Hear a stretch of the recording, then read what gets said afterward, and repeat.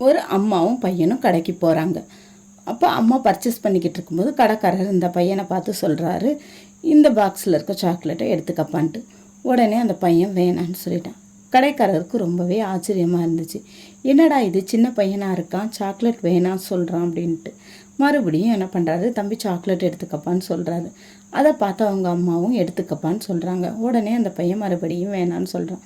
இன்னும் கொஞ்சம் நேரம் போனதுக்கப்புறம் கடைக்காரர் அவராக சாக்லேட் எடுத்து கொடுக்குறாரு.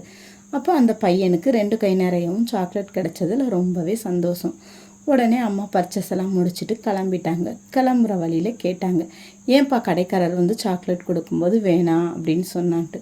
உடனே அந்த பையன் சொன்னான், அம்மா என்னுடைய கை ரொம்ப சின்னது, நான் சாக்லேட் எடுத்தேன் அப்படின்னா 1 அல்லது 2 தான் எடுத்திருக்க முடியும்.